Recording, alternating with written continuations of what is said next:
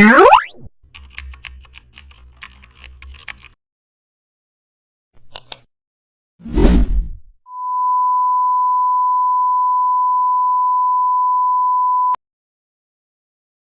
back to the channel. Don't forget to like, share and subscribe for more updates. Today we are exploring an amazing topic of Photoshop, how to create premium text effect using layers styles only.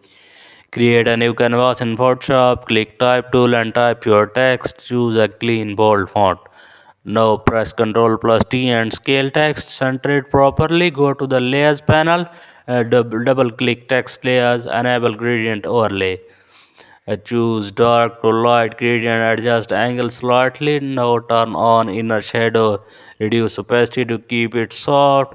Enable drop shadow, increase blur from smooth look. Now turn on stroke, set stroke size small. Press OK, duplicate text layer. Your project is ready.